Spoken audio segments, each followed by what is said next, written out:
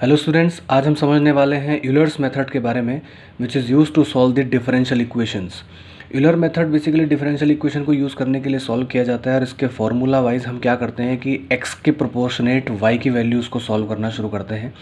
तो इसका जो फार्मूला है यानी y n will be based on y n minus one plus h यहाँ पर हम एक कॉमन फैक्टर ले सकते हैं जो कि हाइट या एक कॉमन डिफरेंस कह सकते हैं एक्स की वैल्यू के बीच में। जैसा कि हम पहले भी पढ़ते आए हैं, एच की वैल्यू हाइट से रिप्रेजेंट की जाती है। तो that is the difference between the values of x. Then multiplication with the function of x n minus one comma y n minus one. This is the function which is already given in the question. और उसके base पर जब हम जो है N की values को find out करते रहते हैं, यानी अगली एन के लिए पहले वाले एक्स और वाई जो है यहाँ पर एज ए फंक्शन के तौर पर रखे जाते हैं।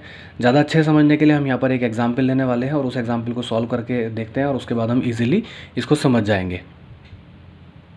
तो यहाँ पर हमको एक क्वेश्चन दिया गया है, solve d y upon d x equals to minus x y square where y two equals to one. अब यहाँ पर ही इसका कहने का क्या मतलब है कि एक कोई सी भी जो वैल्यू होती है y की वो हम x पर फाइंड आउट करते हैं। तो इसका मतलब ये वैल्यू x की है, ये वैल्यू y की है, यानी y की वैल्यू 1 है x के इस पर्टिकुलर पॉइंट पे। यानी अब हम यहाँ पर कह सकते हैं कि दैट इज़ इनिशियली जो x0 है वो हमारे पास है 2 और जो y0 की वैल्यू है वो हमारे पास है 1। ठीक है, तो यानी अंदर की वैल्यू हमेशा x को रिप्रेजेंट करती है, that is value of y। ठीक है, तो हम ये कह सकते हैं कि यानी x0 पर जो y की वैल्यू है वो 1 है। अब हमें क्या फाइंड आउट करना है, फाइंड करना है y की वैल्यू ऑन x 2.2। ठीक है स्टूडेंट्स, अब हमें y की वैल्यू को फाइंड आउट करना है x 2.2। तो हम यहाँ पर देख सकते हैं कि अगर हम इसका h बनाने की कोशिश करें तो हम यहाँ पर अपने हिसाब से ले सकते हैं कि हम कितने पॉइंट्स, कितने स्टेप्स तक या कितने इटरेशंस तक इसमें जाना चाह रहे हैं। तो लेट अस हम इसको 4 स्टेप में ख़त्म करने की कोशिश करेंगे। तो हम यहाँ पर ले सकते हैं कि x0 इक्वल्स टू हमारे पास 2 आ गया है which has to be find out 2.2। तो यानी हम यहाँ पर लिख सकते हैं कि 2.2 minus 2 that is equals to 0.2 और हम इसको 4 स्टेप में पूरा करने की कोशिश करेंगे।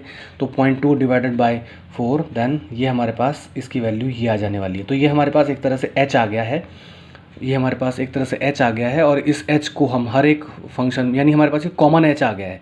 ठीक है, और अब x की वैल्यू से इससे हम इंक्रीमेंट करते जाएंगे। यानी अब x की वैल्यू जो है हमारे पास क्या बनने वाली है, x0 पे तो हमारे पास 2 दे रखी है, तो x1 पे वो बनने वाली है 2.05, ऐड करते जाएंगे। x2 पर बनने वाली है 2.10, x3 पर बनने वाली है 2.15 एंड x4 पर बनने वाली है 2.20। तो यानी हम x4 तक की वैल्यू को, यानी 4 इटरेशंस तक हम इसको लेकर के चलेंगे, क्योंकि इनिशियल हमारे पास तो इटरेशन दी गई है। तो आइए देख लेते हैं हम इसको किस तरह से सॉल्व करेंगे। व्हेन n इक्वल्स टू 1, तो जब n इक्वल्स टू 1 आने वाला है हमारे पास, तो फॉर्मूला वाइज हमने लिखा y1 equals to y0 plus h function of x0 comma y0। ठीक है स्टूडेंट्स, अब x0 y0 जो इनिशियल फंक्शन दे रखा है हमारे पास, फंक्शन ये आ गया है। ठीक है, तो हम यहाँ पर इसकी वैल्यू को रिप्लेस कर दें तो हमारे पास कुछ इस तरह से बन के आने वाला है y0 plus h function of minus x y square. और जो हमारे पास ये फंक्शन दे रखे हैं ये नॉर्मली x0 और y0, क्योंकि तो आपको x की और y की अगली वैल्यू पता नहीं है, तो इनिशियली हम इसको x0 और y0 कंसिडर कर सकते हैं। तो अब अगर यहाँ पर वैल्यूज़ को रिप्लेस कर दें तो y0 की वैल्यू हमारे पास दे रखी है 1 प्लस h की वैल्यू हमारे पास कितनी दे रखी है 0.05 multiplication with the function of this one, तो माइनस x0 की वैल्यू हमारे पास क्या है 2, यानी हम लिख सकते हैं -2 multiply with y0 which is 1 का स्क्वायर। ठीक है, अब अगर हम इसको हम सॉल्व कर लेते हैं तो हमारे पास जो वैल्यू निकल करके आ जानी है y1 की, वो आ जानी है 0.9। वीडियो पॉज करके यहाँ पर आप इसको सॉल्व करके देखिए, आपके पास ये वैल्यू आ जानी है। ठीक है, तो हम ये कह सकते हैं ये हमारी जो वैल्यू आई है y1 ये आ गई है x1 पर, और x1 हमारे पास कितना आ गया था इस पर 2.05। यानी अब आगे के इटरेशंस के लिए x1 और y1 यहाँ से ट्रीट किए जाएंगे। तो हम ले लेते हैं इसमें व्हेन n इक्वल्स टू 2, तो व्हेन n इक्वल्स टू 2 तो फार्मूला वाइज ये y2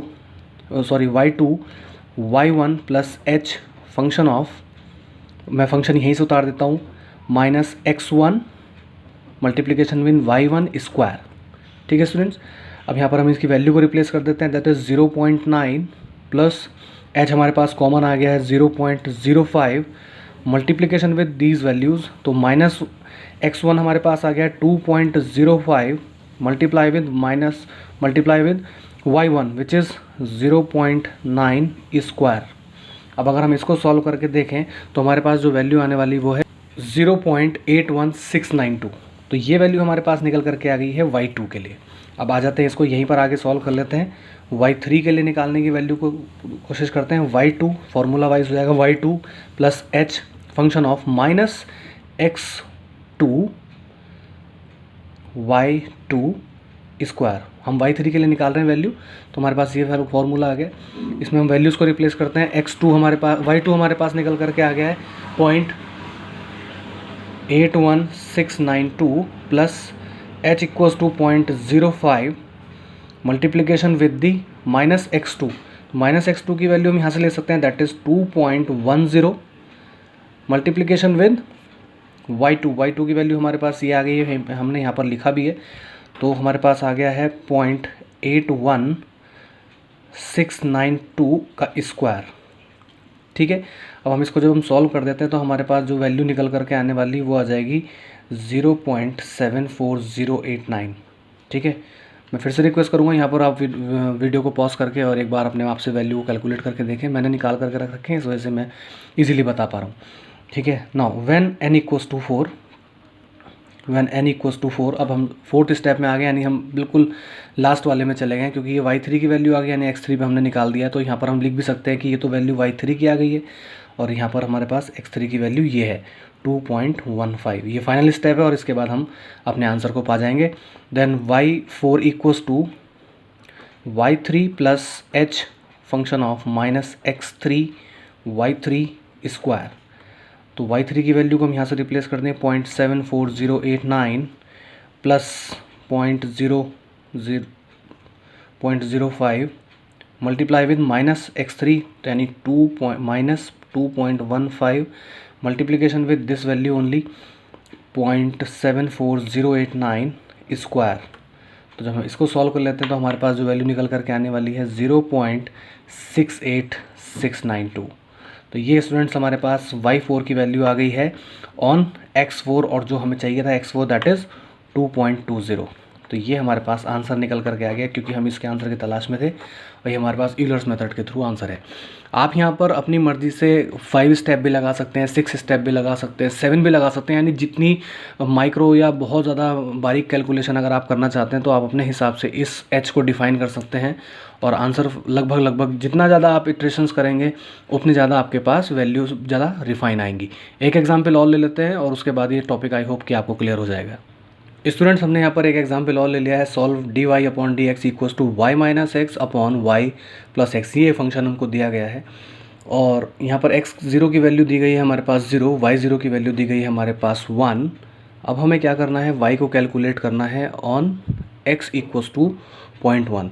आप देख सकते हैं बहुत छोटी वैल्यू का डिफरेंस है इसमें और इसमें, केवल 0.1 का डिफरेंस है। लेकिन अगर हम इसको एक ही स्टेप में सॉल्व करने जाएंगे तो वो ज़्यादा आंसर हमारे पास प्रिसाइज नहीं आएगा। तो हम इसको रिफाइन करके चलते हैं, हम कम से कम 4 स्टेप तक तो लेकर के चलते हैं। तो हमारे पास क्या फार्मूला बन जाएगा, 0.1 माइनस 0 यानी 0.1 इटसेल्फ अपॉन 4। हम इसको 4 स्टेप तक ही लेके जाने वाले हैं। तो 0.1 अपॉन 4 इक्वल्स टू ये हमारे पास आने वाला है 0.025। ठीक है, तो यानी हमारे पास जो h है वो 0.025 आ गया है और अब इस h को बेस मान करके हम सारा का सारा काम करेंगे।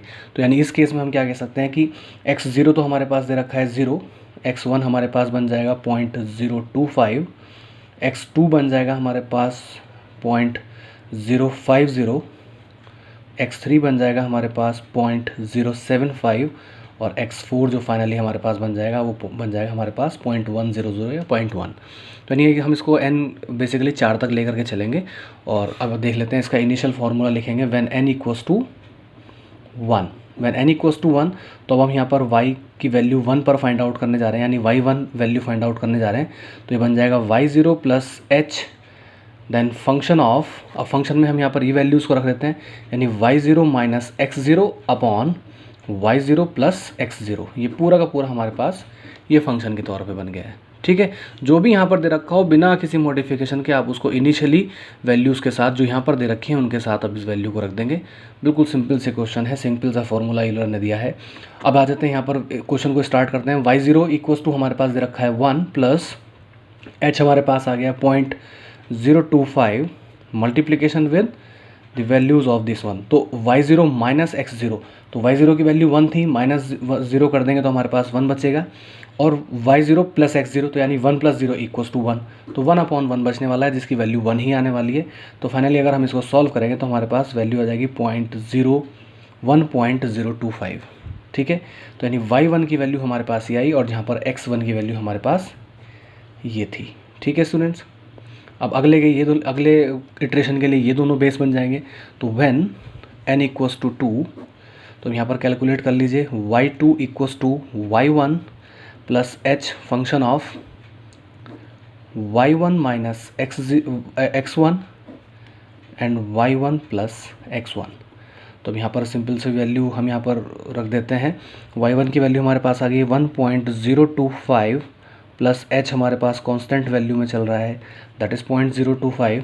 ठीक है, यहाँ से देन फंक्शन ऑफ मल्टीप्लिकेशन में लिख देंगे इस पूरी वैल्यू को अपॉन y1 माइनस x1। तो y1 की वैल्यू हमारे पास आ रही थी ये, इसमें से अगर हम इसको माइनस करेंगे तो हमारे पास वैल्यू आ जाने वाली है 1। इतनी कैलकुलेशन नॉर्मली देख करके भी कर सकते हैं। और अगली वैल्यू क्या आने वाली है हमारे पास, इन दोनों को वैल्यू को प्लस करेंगे तो हमारे पास आने वाली है 1.05, बिल्कुल।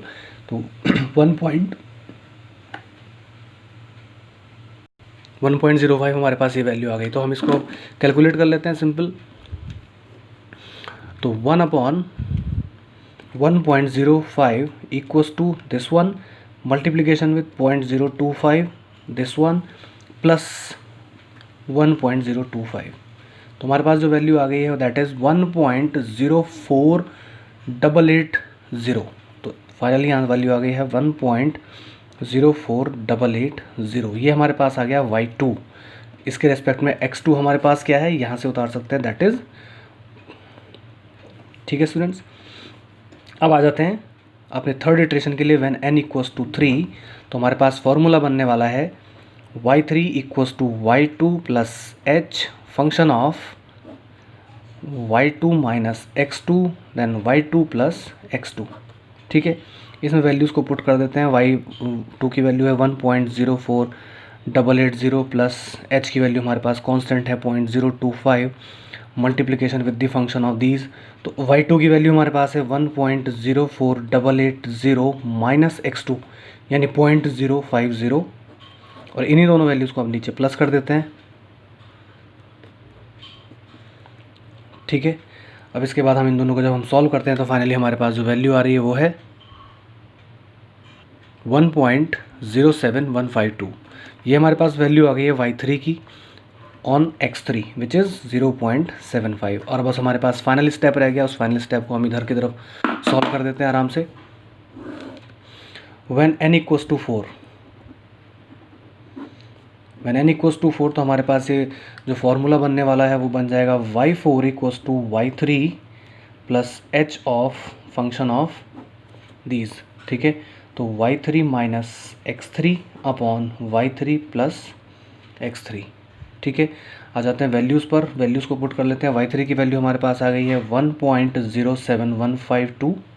ठीक है, यहाँ से ले लिया, प्लस h की वैल्यू हमारे पास कांस्टेंट है दैट इज़ 0.25। यहाँ पर बिल्कुल भी गलती नहीं करें आप, क्योंकि आपने अगर 0.025 की जगह 0.25 ले लिया तो आपका वैल्यूज़ बहुत ज़्यादा हाई चले जाने वाले हैं with respect to this question. आगे आ जाते हैं y3, तो 1.07152 माइनस x3 की वैल्यू, x3 की वैल्यू हमारे पास थी 0.075, और अब एक बार इनको नीचे प्लस कर देंगे 1.01752 प्लस 075। इसको कैलकुलेट कर लेते हैं। उसके बाद जो हमारे पास कैलकुलेट करने के बाद वैल्यू आ रही है वो है 1.09324। ये हमारे पास y4 की वैल्यू आई है on x4 which was our destination. ठीक है, तो हम ये कह सकते हैं कि ऑन x की वैल्यू 0.1 पर y हमारे पास जो आ रहा है निकल करके वो 1.09324 ये फाइनल वैल्यू हमारे पास आ गई है। तो that was the simple questions by the Euler formula to solve the differential equations. I hope कि आपको ये क्लियर हुआ होगा। बाकी लाइव लेक्चर्स में और होमवर्क में हम बहुत कुछ करने वाले हैं। Thank you so much.